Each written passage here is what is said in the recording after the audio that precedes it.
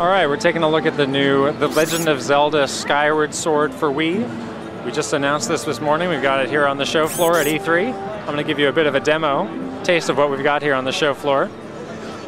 So this game utilizes the Wii Motion Plus accessory to really give a sort of a one-to-one representation of everything the player's doing. So you can actually see as I move my hand around, it's perfectly mimicked on screen. If I hold it still, I can give it a charge here. Now these enemies that you see here are sort of given a perfect representation of some of the strategic implications of this new control scheme. Their mouth is opened horizontally, so you can see if I attack them vertically, it's not going to do anything. So what I need to do is do a horizontal swipe when they open their mouth to finish them off. Same goes for this guy, he's vertical slices. So it's adding a whole nother level of depth and accuracy to the game's motion controls. If I hold down the A button, Link can dash, and I can roll if I flick the nunchuck. Also, if I'm just in a standing pose, I can flick the nunchuck to raise my steel and take a defensive stance, and I can push it forward again to parry.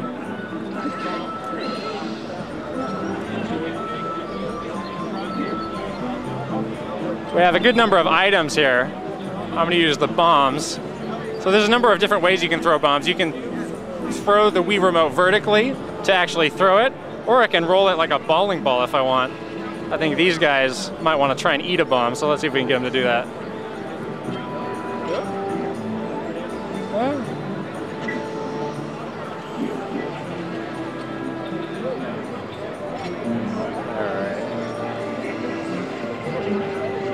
There we go. So there's really a lot of different ways you can dispatch your enemies. You don't have to just go by the sword if you want. Some of the other items we have here, this is a new sort of scarab or beetle item which I can send out, actually pick things up around the world. I saw some people earlier using it to pick up bombs and actually drop them on enemies on the ground. And I'm controlling this entirely with the Wii Remote. Again, with the Motion Plus, you know, adjusting the pitch and the yaw of it is really easy. And I can hold down the A button to make it go faster. There I just sort of cut the rope on a bridge that we have up ahead. And this is really a big area that we have in this build, and it's really wide open, so you can do a lot of different sort of exploration type things as you go along. There are also 2 different bosses we can find as well. Again, I can just cut things however I want using the Wii Motion Plus. The direction, the choice is mine. Also notice the different art style that we have here for the game. It sort of feels like a impressionist kind of Claude Monet kind of feel. Very different from anything that we've seen in the Zelda series, and really distinctive. There you see I used a shield parry to deflect the projectile there. Let's take a jump back down here. Let me show off one of the other items we have here, which is a whip. Now this actually isn't really good if you want to defeat an enemy, but if you want to stun it or sort of mess with it, you certainly can, and I can use it to reach out and grab different items. So when I'm ready, I can just switch back to my sword and finish this guy off.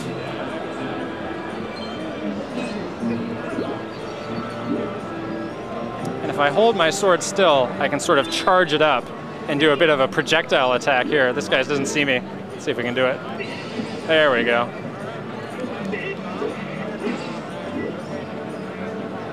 And most of the enemies that you see here, you have to really think about how to approach them. If they have weapons, they'll be holding them in a certain position, and you actually need to look at, you know, what is their weak point, and what angle do I need to take with my sword if I'm going to hit them. Parries are, of course, very effective as well.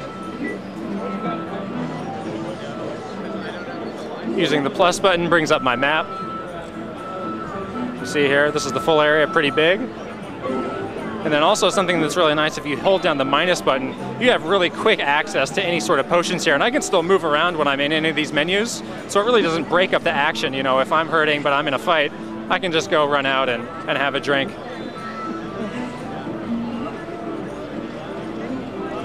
Here's a different kind of enemy. I'm gonna split in a few different ways here.